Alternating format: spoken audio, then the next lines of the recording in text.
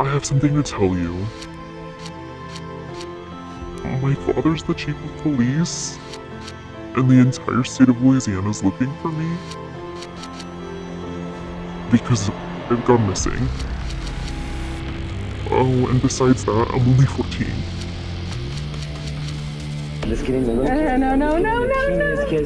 Besides. Yeah. Oh, God. All right. Anthony Kiedis, one of the most famous and successful frontman of all time. He went from being homeless to performing at sold-out crowds and creating multi-platinum albums.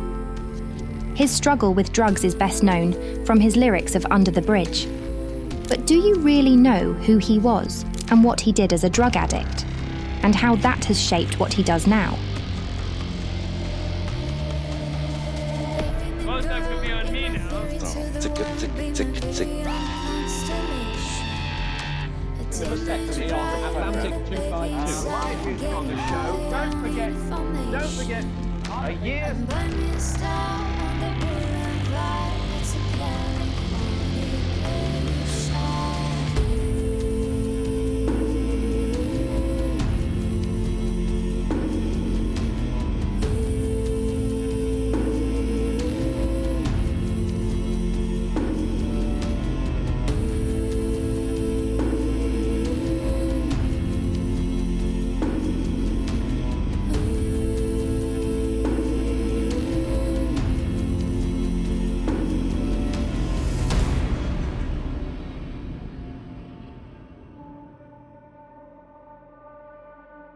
Anthony's life started as any normal American child. Born on November 1st, 1962, to Margaret Peggy Noble and John Michael Kiedis. His parents, however, divorced when he was just 3 years old, and he spent the next 9 years of his life living a normal childhood with his mother in Michigan, where acting and singing were his main interests. Did you know you wanted to be a singer at that point? It crossed my mind to be a singer early on when I used to sing with my mom, listening to the AM radio. And then I gave that up for the idea of being an actor. During the summers, he would visit his father in LA for a few weeks at a time. He recalls these trips as some of the best times of his early life.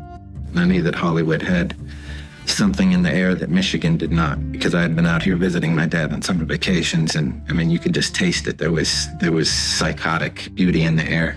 I think it was a great thing for him, the way that he grew up. He got the traditional Midwestern upbringing, all no nonsense, that kind of stuff. And out with me, a wild maniac. He enjoyed his time with his father so much that at the early age of 12, he decided to move out to LA and live with his father full time, immersing himself into the Hollywood lifestyle. I was going to go to Hollywood and live with my dad and be a movie star. We were best friends. We were father and son. We were partners in crime. We were the perfect couple and very much in love with each other. Although Anthony's future would not be on the big screen, he did appear in some films and TV shows when he was a teenager. Okay, time to pay up. Oh, come on, Jimmy, that's a whole week's allowance. Hey, a bet is a bet. Acting wasn't the only thing his father was teaching him. He was also getting a crash course on sex and drugs. He had been out there for a while, and he was curious. I mean, obviously, he knew that I was doing drugs because everybody was doing drugs in the circles that I lived in. And I had parties at my house constantly. So he was curious. He wanted to know about them. I let him experiment. Everybody's on acid and running around and dancing and stuff. It wasn't so unusual that I let him have a little bit of acid or take a little bit of marijuana or something like that. What started with his father giving him small amounts of marijuana and LSD quickly jumped to Anthony, looking to experience something more. And with his father's party boy lifestyle, access to these harder drugs was readily available. I started dabbling with heroin when I was 14. That's the first time I tried it. And it was kind of by accident, actually. I thought it was cocaine. And it was white and it was sitting on a table, so I went and did it, and I got high and I liked it very much. You know, I thought it was a beautiful feeling. Not only was Anthony using hard drugs at a very early age, his father also introduced him to sex as well. I grew up in the age when you would like be interested in girls enough to want to have sex with them. For me, the early 50s, girls didn't have sex with you. So I wanted Anthony to be able to enjoy sex from an early age. One night, shortly before my 12th birthday, we were all up at the Rainbow. I was as high as a little kite on a quaalude, and I got up the courage to write my father a note. I know this is your girlfriend, but I'm pretty much sure she's up for the task. So if it's okay with you, can you arrange a situation where I end up having sex with Kimberly, his current girlfriend, tonight? He brokered the deal with a flash. She was game. So we went back to the house and he said, "Okay, there's the bed, there's the girl. Do what you will." I was nervous enough as it was, but Kimberly did everything. She guided me the whole way and was very loving and gentle, and it was all pretty natural. I can't remember if it lasted 5 minutes or an hour. It was just a blurry, hazy, sexy moment. So this girl, Kimberly, a very beautiful girl I knew from the Rainbow Bar and Grill, certainly the kind of girl that would be nice to have sex with the first time. So she agreed, and they had sex. And he was quite young, younger than you would expect a kid to be. I knew that I wanted him to be able to be the first guy in his class instead of the last, like I was. For reference, when this incident happened, Anthony was only 12 years old. In addition to introducing his son to sex and drugs at a very early age, Anthony's father, known by the nickname Blackie, was also a well-known drug dealer in Hollywood. This gave Blackie access to many movie and rock stars whom he and Anthony partied with. People like Keith Moon and others became Anthony's role models, a lifestyle he wanted to pursue. I came out in 1973 at a time when Hollywood was exploding with excitement and music, and the Sunset Strip was alive, and you know, it was a different era, and it was a much more naive but very experimental era. Sexually, drug-wise, music-wise, art-wise, fashion-wise. Hedonistic, the height of it, the Tigris of Euphrates, yeah. Of hedonism. And a lot of interesting things come out of that. And when you're a kid and you land in that magical kingdom, you're ready to roll. All these influences started to warp Anthony's decision-making, immersing himself further into his drug use, and even starting to commit petty crimes for cash to support his habits. However, it wasn't all souring in LA, as he had kept up his studies, becoming a grade A student, and his father would often buy him books, truly investing in his son's education. And soon he would attend Fairfax High School, where he would meet some friends that would forever change the trajectory of his life. First met him, I had a kid in a headlock, and I was like, I'm gonna kill you. And I went to Flynn and said, if you lay another hand on him, I'm gonna have to rough you up. And it looked so mean, I laid off him right away. And anyway, we ended up sitting next to each other in driver's ed class in high school. They became very close. I remember Michael coming home and saying, I met someone I can really talk to. And they were pretty close. Well, I guess they've remained it all these many years later. Lil and I and Flea, we were actually really a trio. And we just spent a lot of time listening to music together, getting high, talking about life, going to the mountains, going to Yosemite, going on these backpacking trips, just really becoming, lifelong friends. Slovak and Flea, being musically inclined, decided to start a band together in high school.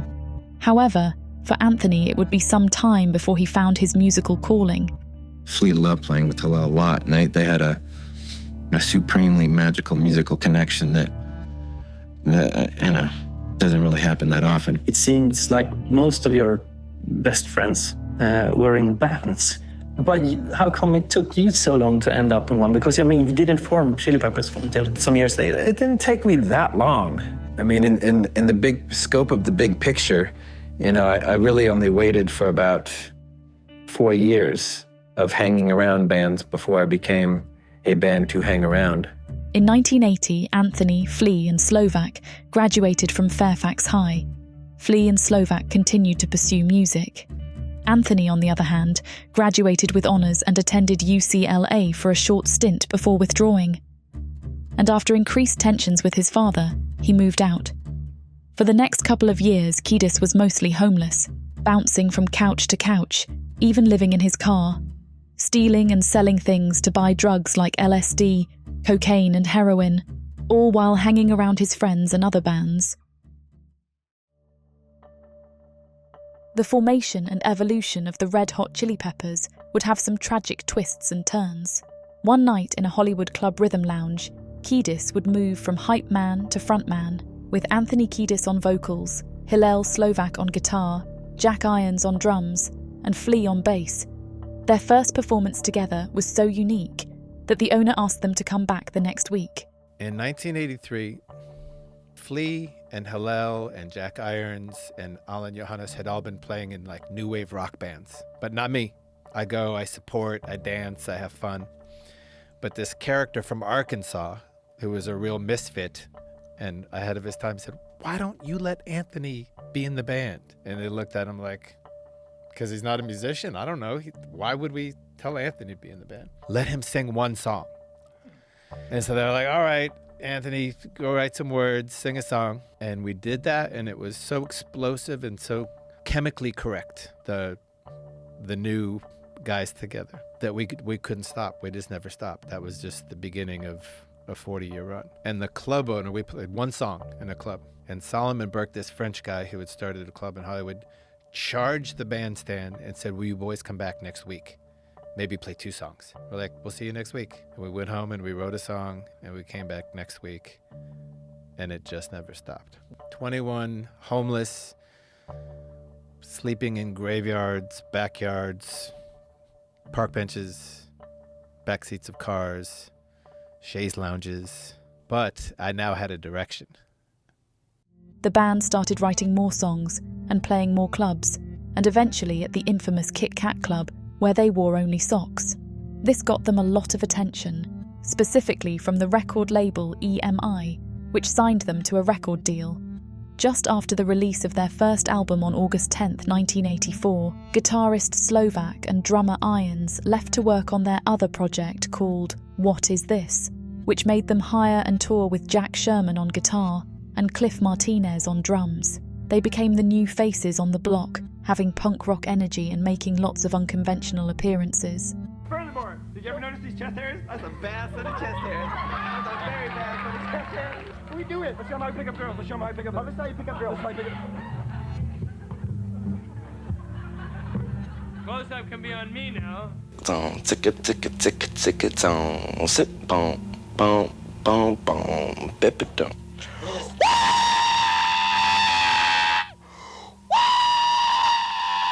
At the conclusion of their first tour, they fired Sherman, and Slovak rejoined the band.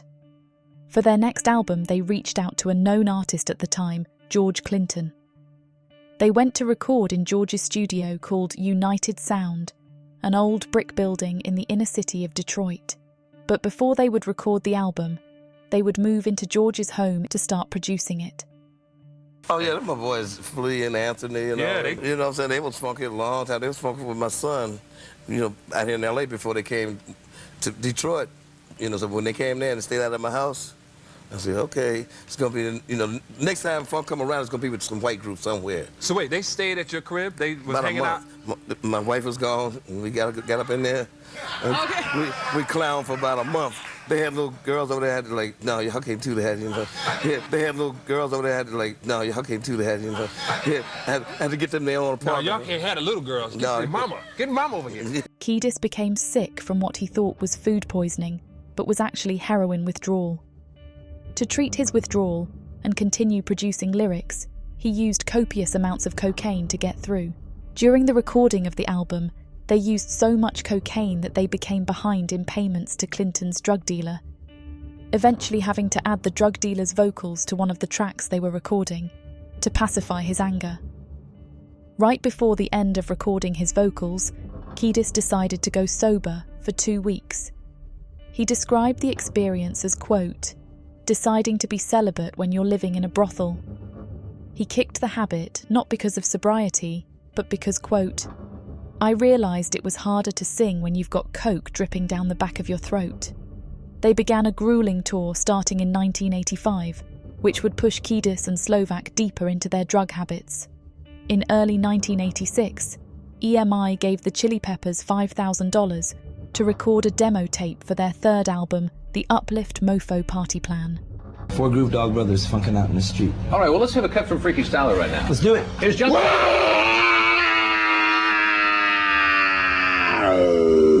On the nation's music station. Levine, the producer, and Slovak put aside $2,000 of the budget to spend on heroin and cocaine. They also fired Martinez, causing Irons to come back to the band on drums.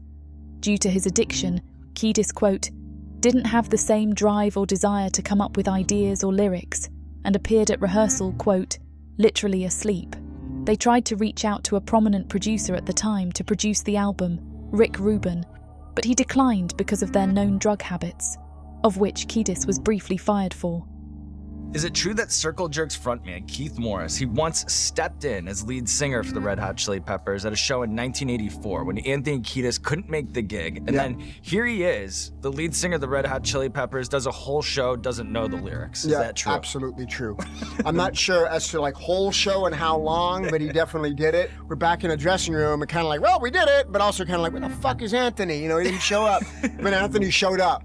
He's like, what's up, guys? Let's do the show. We're like, who did the show?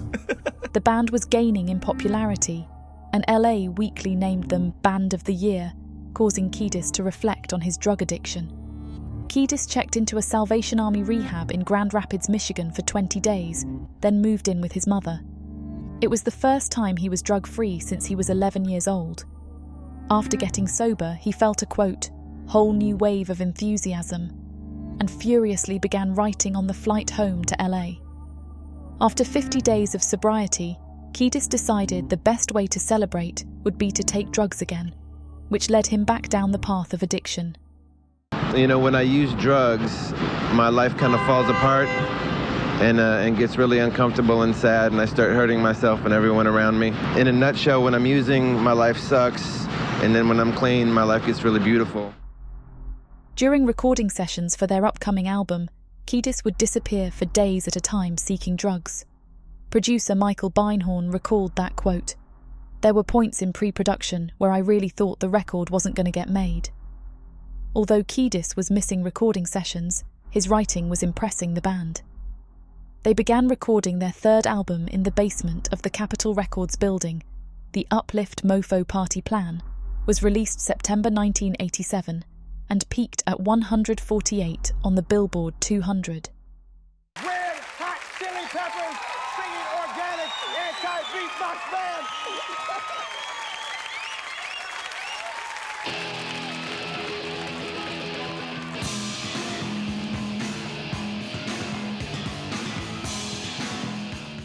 The band immediately began the Uplift Tour with Faith No More.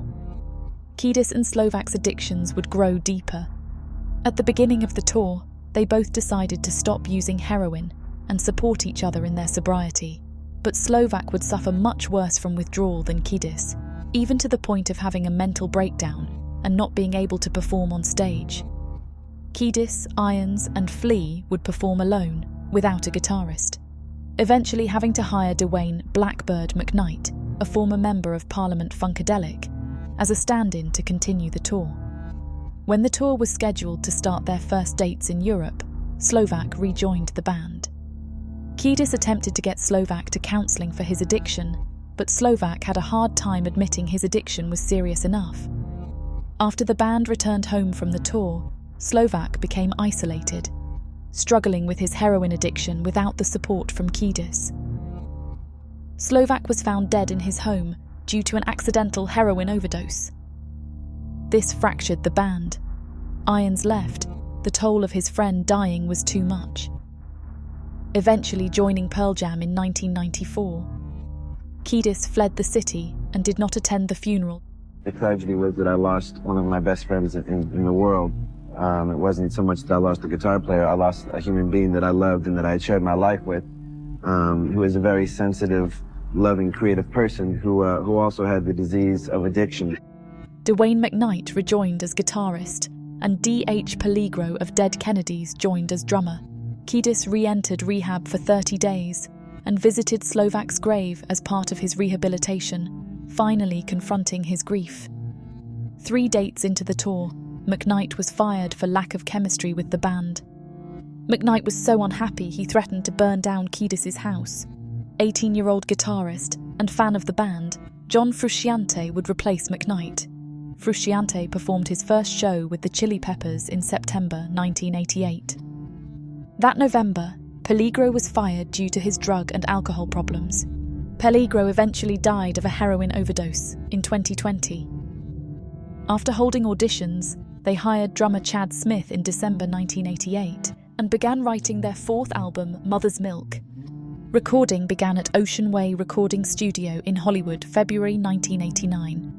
Smith only being the drummer for the band for 2 weeks. After the release of Mother's Milk on August 16th, they started the Positive Mental Octopus Tour. Mother's Milk reached 52 on the Billboard 200 and became their first gold album. They were playing larger and larger shows in the United States and Europe, impressing critics from all over with their performances. The band's contract with EMI had concluded, and they started the search for a new record label. After some negotiations with labels like Epic, they signed with Warner Brothers Records. Even though they had been rejected in the past for their drug problems, Rick Rubin signed on to record their next album, Blood Sugar Sex Magik. The Chili Peppers' last album, 1989's Mother's Milk, was a surprising success.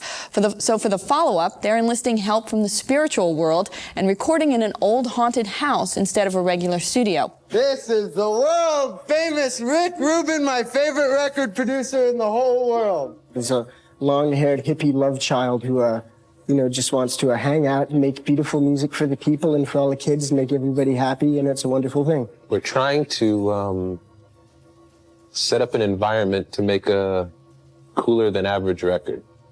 And so far, it is successful. They produced and recorded at a mansion in Hollywood that was believed to be haunted, which once belonged to Harry Houdini. Struggling from his addiction to heroin and cocaine, Kiedis began to write lyrics about sexual innuendos, anguish and self-mutilation.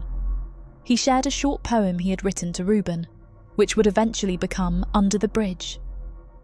To this day, most people know that this song is about drugs and about Kiedis' low points in his life. But what is not commonly known is that this was a true story. Under the bridge downtown is where I drew some blood. Under the bridge downtown, forgot about my love. Under the bridge downtown, I could not get enough. Under the bridge downtown, I gave my life away. And what that was referring to was a point in time about 5 years ago when I had nothing in my life. I had no friends or places to live or automobiles or relationships with my family, and all I had was this connection of mine named Mario, who was a Mexican mafia ex-convict, and he and I would stroll the streets of downtown looking for our next score. And on one particular afternoon, it was very hot in the middle of summer, and I'd been up for days, and he and I found what we were looking for.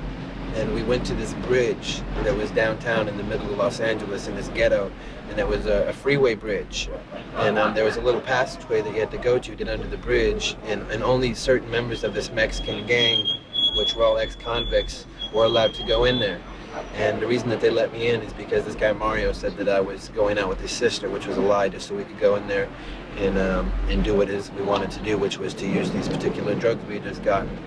And that always sticks in my brain as a low point in my life, basically, about as low as I could get.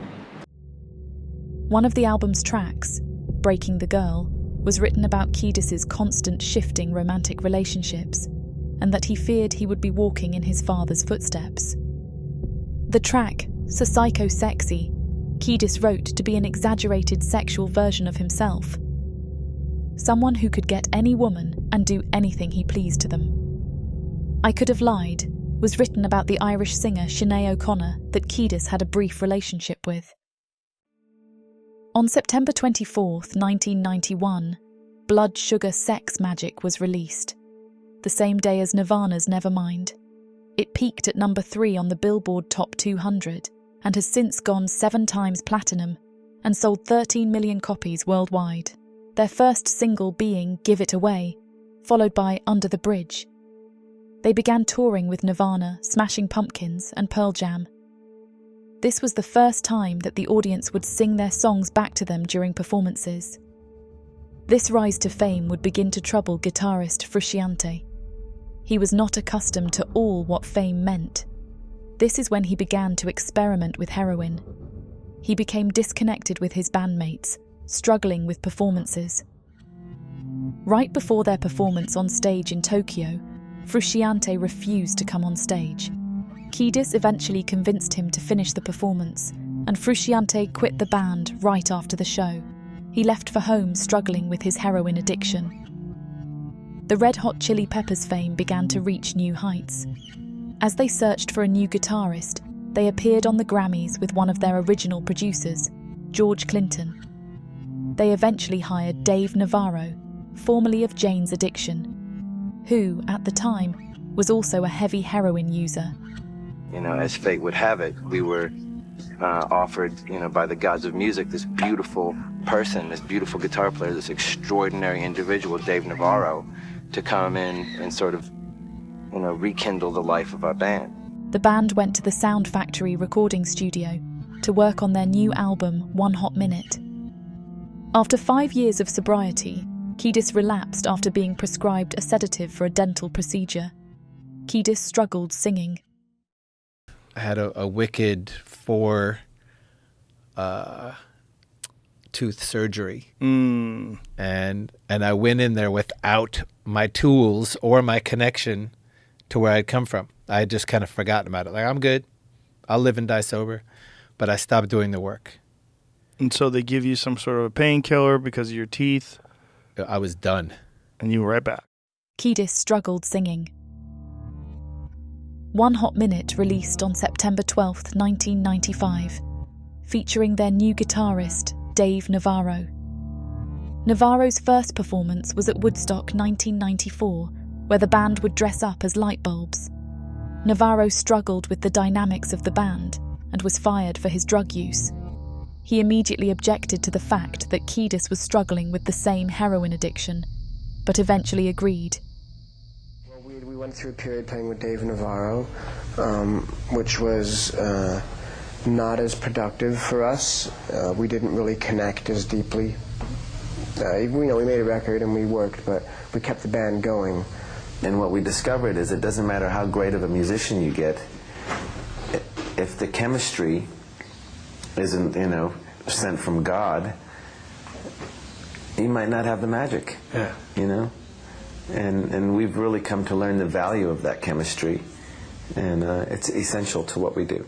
Everyone's different, unique personalities. We're all a bunch of weirdos anyway, you know, so it's important you find the right combination of weirdos, you know? When we were doing One Hot Minute, I don't think it's any secret that Anthony experimented with drugs in the past. But during the writing and recording of One Hot Minute, he would go missing for weeks. And he would just go check into a hotel. We wouldn't know where he is. Which you can relate to, of course. Which I can completely relate to. And I've done that many times myself. So many times we didn't know if we had a singer. We didn't know if he was alive. We didn't know what we were doing. We were held up for months, very inconvenienced, blah, blah, blah, blah, blah. That's what happens when you're in this business and you work with people on drugs. I've been through it before. I hate to say it, but it's kind of like rock star tax. You know what I mean? Like sometimes you got to wait for the guy to get his shit together to do your thing. We come back from the Jane's tour and somehow I just never come off tour. I just never come off tour. I don't unpack. I keep getting high the same. I go live in the Argyle Hotel for a couple of months and got really bad. Then I finally showed up for a Chili Peppers rehearsal and we had a tour booked and I honestly couldn't play a fucking note. And Anthony talks about it in his book where I fell. I mean, I literally tripped into stacks of speakers and storage gear and whatever. Like I fell into a bunch of boxes basically. And it was like pretty clear that I wasn't going to be able to get it together. And so they decided to go a different direction. And John was clean and wanted to get back in the band. Now, I was pissed about it. I was really pissed about it. it wasn't that I was pissed that I wasn't in the band, and it wasn't that I was pissed that I was even replaced. Actually, I was stoked that it was John that came back. I was just pissed about the double standard thing. Did you voice that to them? I voiced it to Flea for sure. John Frusciante on this he came back, and we really connected again, and we started making music again that is meaningful to us. And all this sadness that had happened, all of this pain that had happened, it just disappeared. Did everything fall to place? It just disappeared. It was like I saw John, and we thought we were going to have these big, long talks about everything that happened.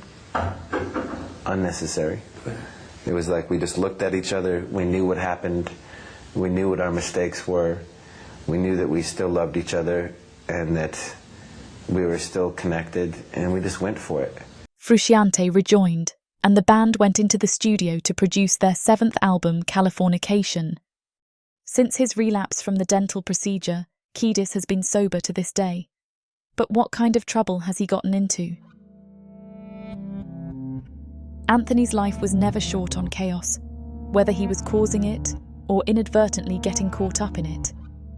His story is marked by episodes like the time he and his 8th grade best friend, John, broke into the school cafeteria and used the stolen money to buy drugs, or the time his house was raided because of his father's involvement in drug dealing. As Kiedis grew older, his drug addiction and rock star fame only seemed to invite more chaos. His name frequently appeared in the news for various public incidents, such as feuds with other bands like Faith No More, Eric Avery of Jane's Addiction, and rumours of tension between the Chili Peppers and Korn. He also found himself in a brawl with the Rolling Stones security in 2013.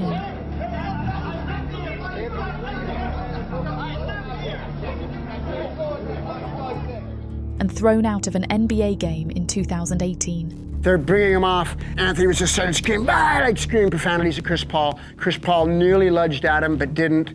And then an assistant coach from the Rockets came and started screaming at Anthony, "You shut up!" And Anthony started screaming at them too, and then the Red Jackets just came and took him out. It was an emotional moment in a fandom. Like many rock stars, he had his run-ins with the law, especially at the height of his drug addiction, which he later recounted in his book. I was a torn-up rag doll of a human being at that point. I'm sure Flea was constantly thinking, Jesus Christ, I can't rely on this freak.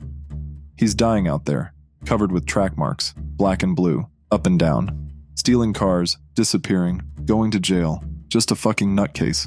How can I tolerate that? But these run-ins with the law wouldn't stop Anthony. In fact, he pushed the boundaries even further, blending his music with a sexual element that often crossed the line. In 1989, during the band's Mother's Milk tour, Kiedis was convicted of sexual battery after a show at George Mason University. According to the accusation, he exposed himself and forced a woman to touch his penis against her wishes. Kiedis was also convicted of indecent exposure and was fined $1,000 for each misdemeanor charge. He expressed disbelief at the charges, insisting that the incident was harmless and claiming, "It was a playful thing that happened backstage. There was never any harmful intention. Speaking for my band and myself, we're all very friendly people who would never want to hurt anyone or make people uncomfortable." But despite his claims, these incidents kept occurring. In 1990, Flea and Chad Smith were arrested on charges of battery in Daytona Beach, Florida, during a spring break performance for MTV. The incident involved Flea picking up a 20-year-old woman and throwing her into the sand, while Smith forcibly removed her bathing suit and slapped her buttocks. Flea allegedly demanded that she perform oral sex on him before both he and Smith were removed by security. We've been unfortunate to both of us to have lawsuits and stuff, and I know that in our time we have made mistakes and have hurt people's feelings, but neither of us have ever hurt anyone or tried to hurt anyone in our lives. Flea and Smith pleaded guilty to all charges. They were only each fined $1,000, while also ordered to give $5,000 to the Volusia County Rape Crisis Center and required to write letters of apology to the woman. The arresting officer said that the woman was visibly shaken, stating, "I think she sustained the injuries by trying to fight them off when she was slammed to the ground by one of them." the other bruise she sustained to her leg when the other member tried to rip off her bathing suit. And again, another sexualized incident happened that same year involving a record executive. In a 2016 essay, former Epic Records executive Julie Farman detailed how 2 members of the Chili Peppers harassed her in the company's storage room in 1990. At first, I refused to even go to a meeting with the band. The A&R guy was a friend, though, and after an hour of talking about it, I reluctantly agreed to attend. At the meeting, I did a credible impression of a person who didn't think the Chili Peppers were assholes or that their music was completely fucking horrible. I talked enthusiastically about strategy, artist development, and press campaigns, and I presented ideas on further establishing their image. None of them involved wearing socks on their dicks. Afterwards, I took 2 of the Chili Peppers to the storage room where we kept the box sets and CDs. As we looked in the cabinet, they pressed up against me and told me about all of the ways we could make a super sexy sandwich. At first, I thought they were joking. When I realized they weren't, I ran from the storage room to my office, where I closed my door, sat down at my desk, and cried.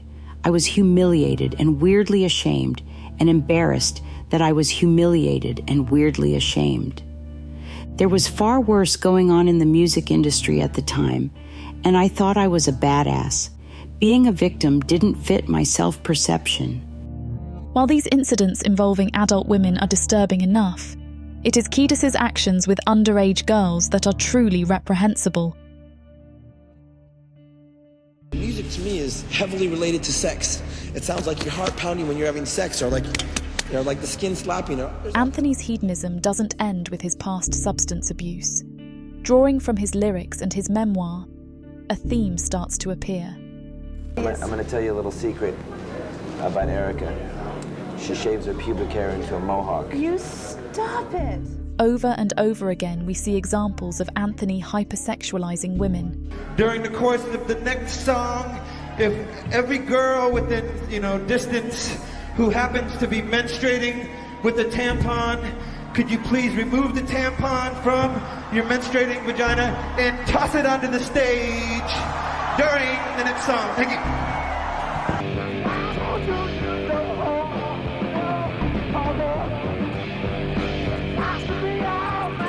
It's not just external. It's not some show he's putting on either. In his memoir, he often writes about it. He even fully details a story where he knowingly committed statutory rape.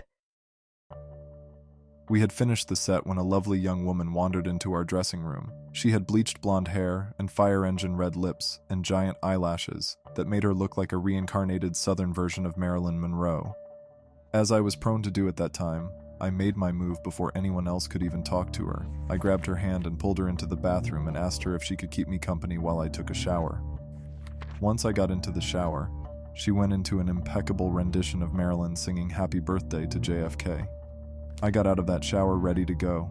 She immediately threw off her clothes and we made love on the floor. I had known the girl for 5 minutes, but I was certain of my affection for her. We spent the night together, and I found out more about her, including the fact that she went to Catholic school. She would be the inspiration for a later song, Catholic School Girls Rule. The next day we drove to Baton Rouge, and of course she came with us. After we got off stage, she came up to me and said, "I have something to tell you. My father's the chief of police and the entire state of Louisiana is looking for me because I've gone missing. Oh, and besides that, I'm only 14. So we had sex one more time.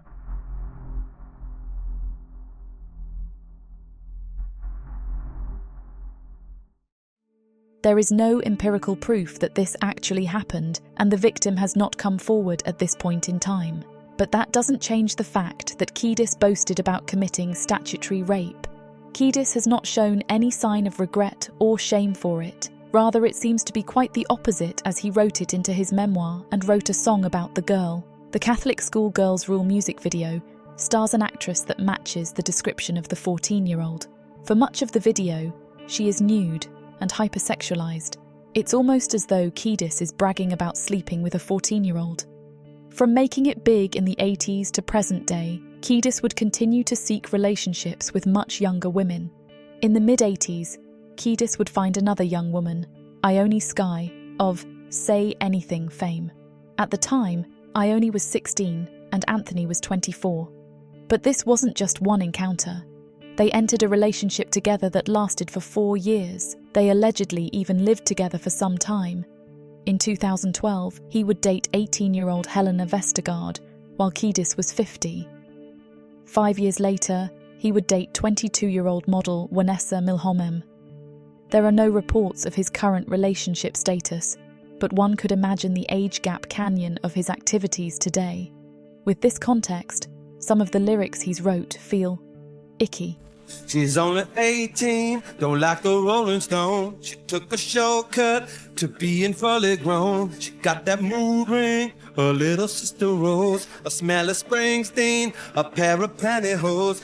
And of course, there's the handful of borderline assaults caught on tape. I'm just getting the little kiss. The teeniest kiss besides. Oh, God. Having a vasectomy on Atlantic 252. Live music on the show. Don't forget a year's supply of toilet tissue. Yes. And I'm yes. on in Acton on the 20th of June. Right. Apart from Okay. that, Fine. have we said Excuse me. I'm engaged to this woman. Could you have a nice weekend? All right. Bye-bye. Kiedis had a steep hill to climb after living his formative years under the viciously hedonistic lifestyle of his father. We were father and son. We were partners in crime. Those ugly formative years propelled him into a life of substance abuse. Oh my goodness! Hypersexualization. Then they actually explode in a sexual frenzy. And skyrocketing fame. I'm here to induct the Red Hot Chili Peppers into the Rock and Roll Hall of Fame. The enormous success of the Red Hot Chili Peppers put him on a ride that spun faster and faster until it was out of control. On any given day during that time, Kiedis could be playing a sold-out show, making moves on a minor, or grieving for friends he lost to substance abuse. Throughout the late 80s and 90s, we saw instances of him sliding further into the abyss at every turn. Gaze into the abyss he did, and it gazed into him. While Kiedis has recovered from his substance abuse, he continues targeting and objectifying young women. If the story Kiedis told in his memoir is true, under Louisiana law, Kiedis committed what they call carnal knowledge of a juvenile, or more widely known as statutory rape. In August of 2024, Louisiana lifted the statute of limitations for child molestation crimes, and all sexual abuse crimes are expected to follow. This means Kiedis could still be charged with the crime today. He was more than 4 years older than the victim, which means the offence would be a felony. If the woman Kiedis victimised in the 90s came forward today, he could face up to 10 years in prison.